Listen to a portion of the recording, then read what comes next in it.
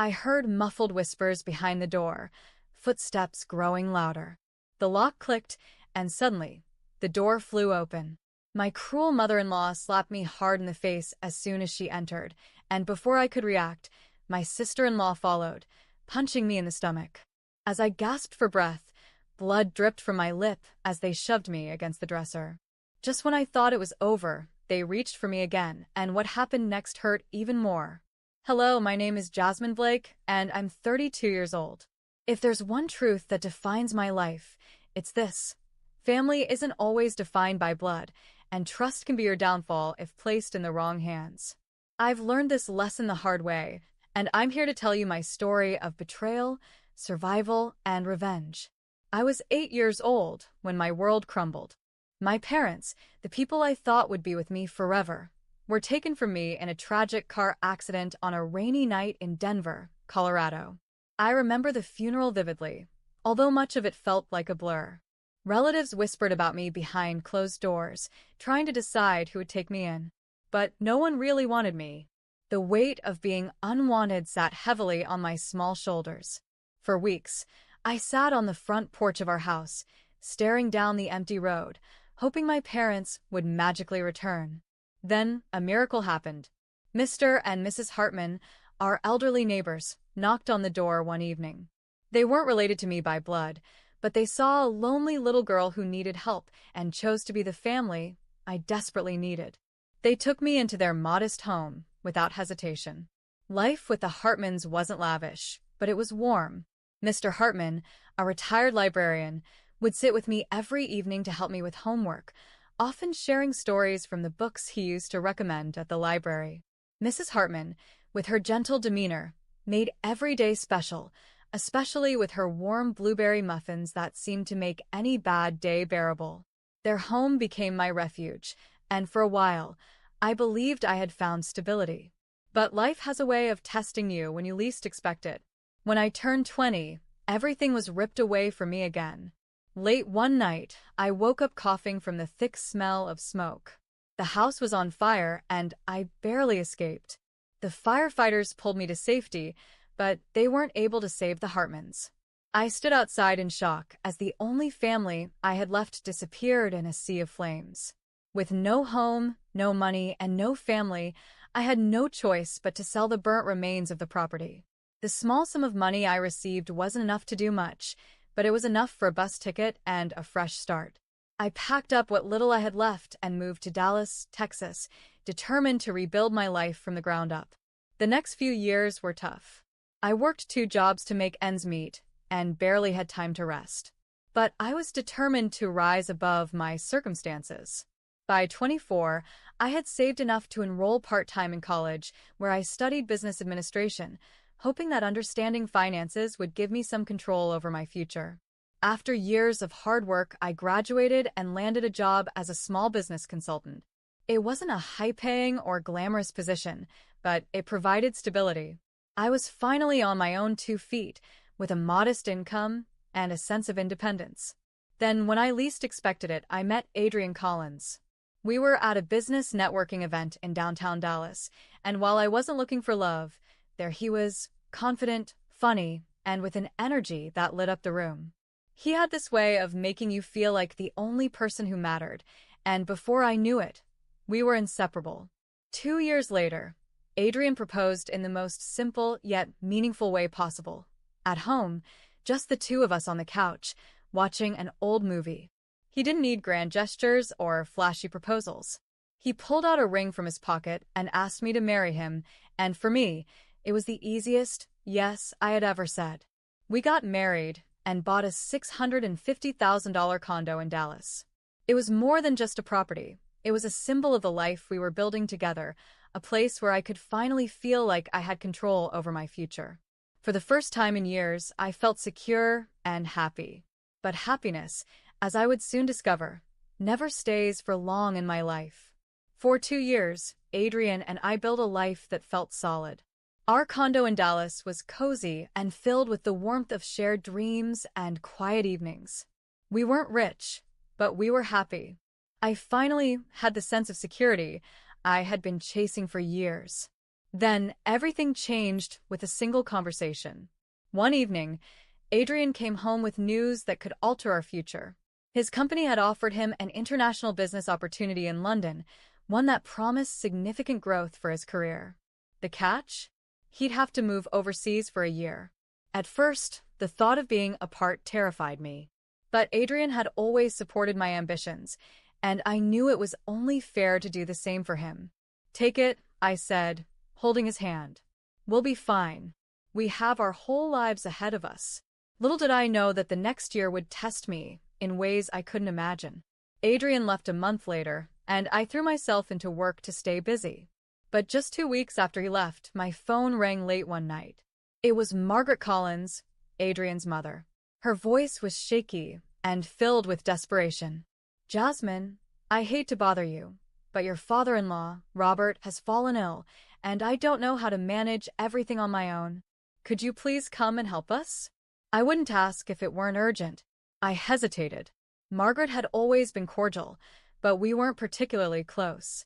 Still, she was family, and I didn't want to turn my back on her when she needed help. "Of course," I said, not realizing that this decision would set off a chain of events that would change my life forever. I packed my things, arranged to work remotely, and left for Austin, Texas, where Margaret and Robert lived in a large suburban home. When I arrived, Margaret greeted me with tears in her eyes. "Thank you for coming, dear," she said, pulling me into a hug. "I don't know what I would do without you." For the first few weeks, things went smoothly. I managed their medications, cooked meals, and handled the housework. I even sent some of the extra income one had from renting out the Dallas condo to help cover their expenses. It was exhausting, but I convinced myself that this was temporary and that I was doing the right thing. Then, one morning, the front door opened, and in walked Vanessa Collins, Adrian's half-sister. I had never met her in person, but Adrian had warned me about her. Vanessa was known for her manipulative tendencies and her habit of creating drama wherever she went. The moment she saw me, her eyes narrowed. "Oh," she said, feigning surprise. "I didn't know we had company." I forced a polite smile. "Nice to meet you, Vanessa." Her response was a dismissive smirk as she walked past me, dropping her bags on the floor like she owned the place. From that moment on, everything changed. Vanessa made it clear that she considered me an outsider in their home. She ignored me when I spoke, made snide comments under her breath, and always found a way to undermine my efforts. At first, I tried to brush it off. I told myself that she was probably just adjusting to the new dynamic. But as the days passed, her behavior became more intentional and more hostile. Margaret, who had initially been warm and grateful, began to change as well. She stopped thanking me for my help and became colder and more distant. I would catch her and Vanessa whispering in the kitchen, and I knew they were talking about me. I had no proof, but I could feel the tension growing. Then, things took a darker turn. One evening, I returned from a grocery run to find my belongings dumped in the hallway. My clothes, shoes, and personal items were all scattered on the floor, as if they had been thrown there carelessly. Confused and furious, I stormed into the living room, where Vanessa sat on the couch, scrolling through her phone like nothing had happened. "What the hell is going on?" I demanded. Vanessa looked up, a smug smile playing on her lips. "Relax, Jasmine. It's nothing personal. This isn't your house, after all. You're just a guest." I turned to Margaret, who stood silently by the kitchen counter, avoiding my gaze. "Margaret," I said, my voice trembling. "You asked me to come here. You needed my help. What is this?" Margaret sighed, still not meeting my eyes. "Don't be dramatic, Jasmine. We're just reorganizing." Reorganizing? My things had been tossed onto the floor like trash, and she called it reorganizing? That night, as I lay in bed, my mind raced. Something wasn't right. The warmth and gratitude they had shown when I first arrived were gone, replaced by hostility and manipulation. I checked my bank account on my phone, and my heart sank. A large amount of money was missing, money I had set aside from the rent on the Dallas condo. I confronted Margaret the next morning, but she brushed me off. "We needed the money for the household expenses," she said casually, as if stealing from me was perfectly acceptable. I couldn't believe what I was hearing. This wasn't a misunderstanding. This was a betrayal. I knew I had to leave, but something held me back. Maybe it was the hope that Margaret would come to her senses. Maybe it was the belief that Adrian's family wouldn't actually go that far. I wasn't ready to give up yet. But Vanessa wasn't done with me.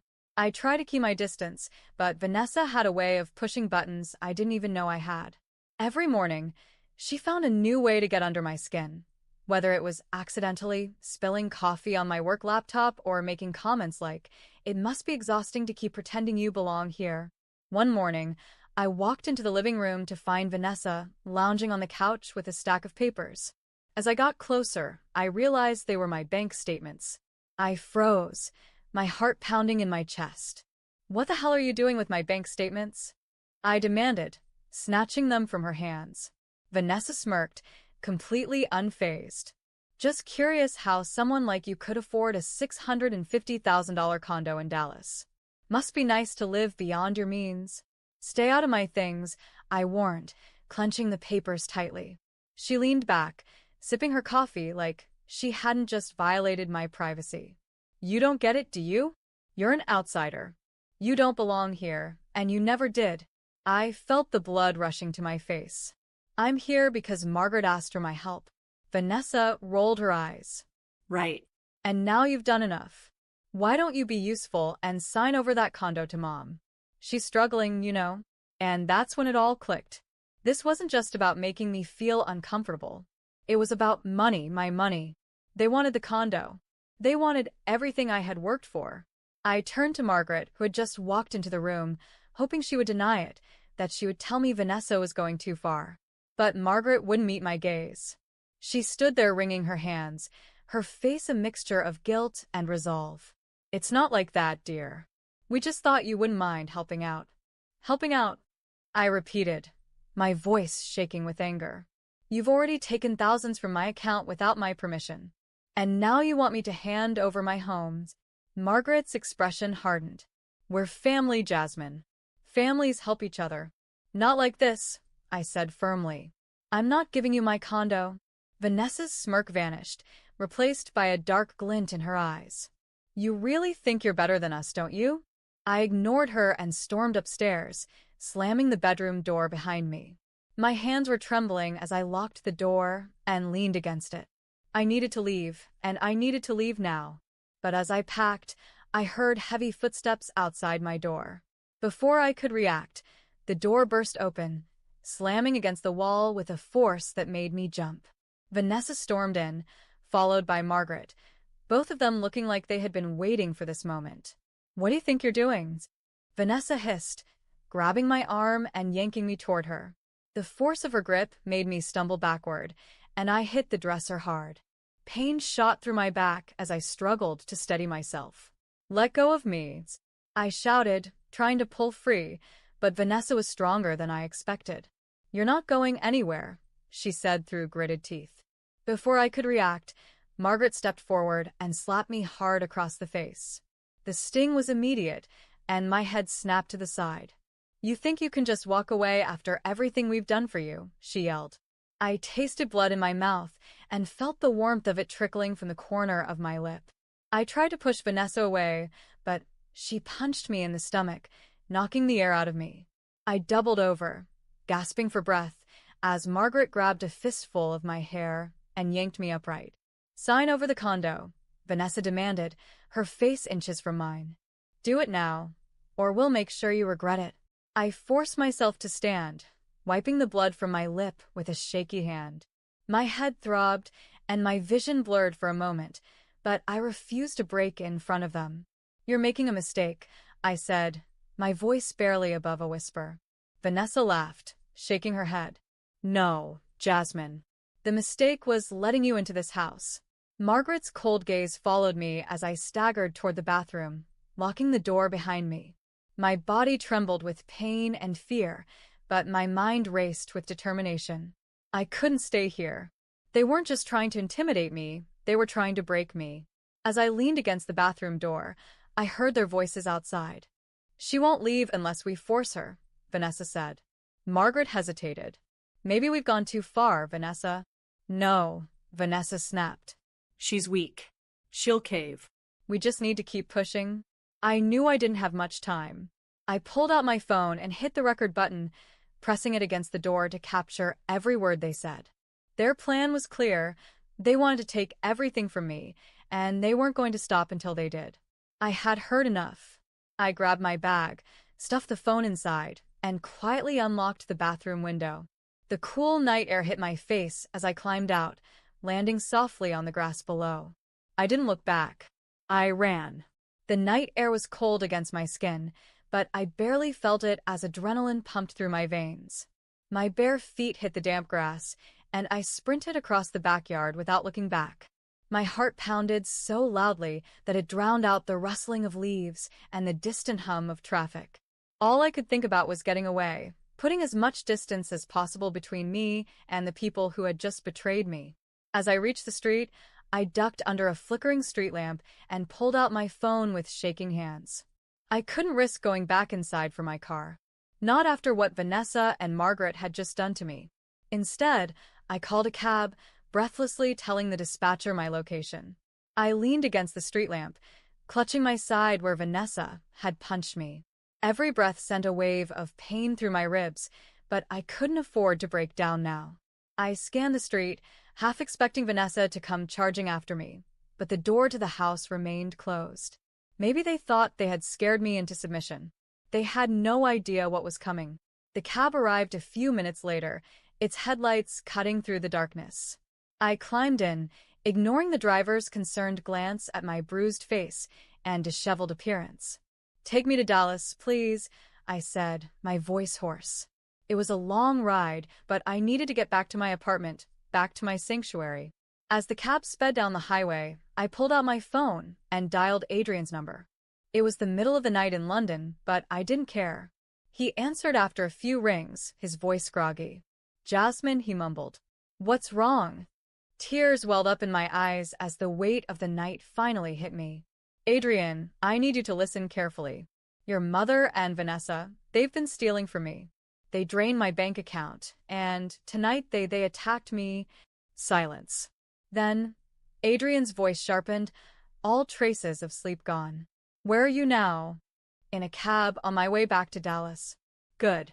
Don't stop. I'm booking the next flight home." For the first time that night, I exhaled a shaky breath of relief. I wasn't alone anymore. When I finally arrived back at the condo, I felt like I had just escaped a battlefield. I locked the door behind me, pulled the curtains shut, and immediately backed up the audio recording from my phone onto my laptop. I replayed Vanessa's words over and over. "She won't leave unless we force her. We just need to keep pushing." The next morning, I got to work. I called the bank first, reporting the unauthorized transactions and freezing my accounts. The representative assured me that a fraud investigation would be launched immediately. Then, I called the police and filed an official report for assault and theft, providing them with the audio recording, the bruises on my arms, and the stolen funds as evidence. For the first time in days, I felt like I was taking back control of my life. 3 days later, Adrian arrived home. The second he walked through the door, I collapsed into his arms, finally letting go of everything I had been holding inside. He held me tightly, his anger barely contained as he whispered, "I should have been here." "You're here now," I whispered back. But we weren't done yet. That afternoon, we packed a few things and drove to Austin. This time, I wasn't going to beg or reason with them. This time, I was going to end this once and for all. We pulled up in front of the house, and as expected, Vanessa was lounging on the porch, her smug grin firmly in place. She stood when she saw me, folding her arms across her chest. Well, she said mockingly. "Look who's back. Did you finally realize you're not welcome here?" I didn't answer. Adrian brushed past her without a word and stormed into the house. "Mom," he bellowed, his voice echoing through the living room. "Get out here now." Margaret appeared from the kitchen, looking nervous. She glanced at me, then at Adrian. "Adrian, honey, He cut her off, his voice cold and filled with barely controlled rage. "I know everything. Jasmine told me about the money you stole. how you stood by and let Vanessa attack her. Margaret's face paled. She's overreacting. Vanessa scoffed from behind me. Oh, please. We didn't do anything that bad. Adrian turned on her so quickly that she actually flinched. Shut up, he said, his voice deadly calm. For the first time, Vanessa looked nervous. What are you going to do? Call the cops. Adrian smiled, a cold, calculated smile. Too late. They're already on their way. Vanessa's smug expression vanished, replaced by panic. You can't be serious, she said, her voice trembling. Margaret grabbed Adrian's arm, tears streaming down her face. Adrian, please. She's your sister. Don't do this. He pulled away from her grasp. You made your choice, Mom. Now I'm making mine. Sirens wailed in the distance, growing louder as the police cars pulled up in front of the house. 2 officers stepped onto the porch, their faces unreadable as they approached me. Are you Jasmine Blake? One of them asked. I nodded, handing over the audio recording and the bank statements. I'm the one who filed the report. They listened to the recording, their faces darkening as Vanessa's voice incriminated her. One of the officers turned to Vanessa. Miss Collins, you're under arrest for fraud and assault. Vanessa's face twisted with rage. This is ridiculous. You can't do this. Margaret tried to intervene, but the officers ignored her. They handcuffed Vanessa and led her to the squad car as she kicked and screamed. Adrian, you're really letting them arrest me? She shouted. Adrian didn't flinch. You did this to yourself.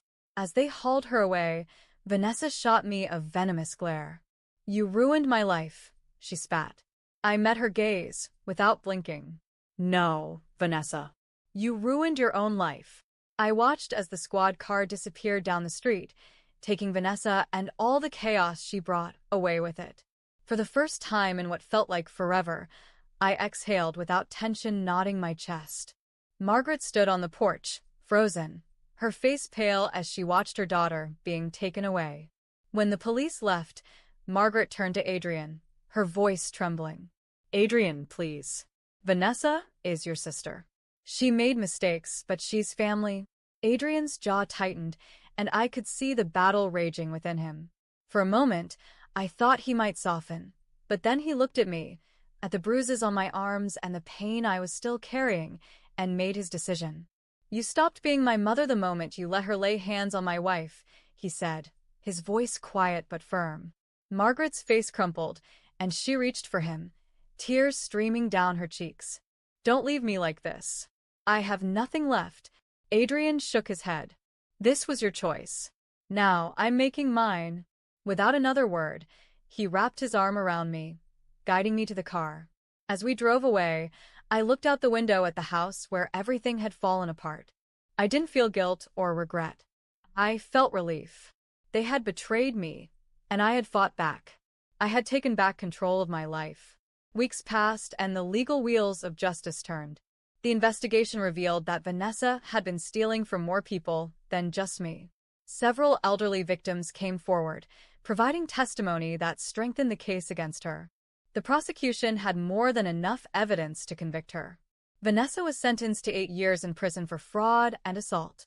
Margaret, left without Vanessa's schemes to sustain her, lost the house. She called me one last time, leaving a shaky voicemail filled with apologies. Jasmine, sweetheart, I was weak. I let Vanessa manipulate me, and I know I hurt you. Please help me. I have no one else. I sat there, listening to her words, and when the message ended, I hit delete without a second thought. I wasn't going back. I had spent too much time cleaning up the messes other people made, and now it was time to focus on myself. Adrian and I moved to a new city, Tampa, Florida, where we bought a small but comfortable house far from the ghosts of our past.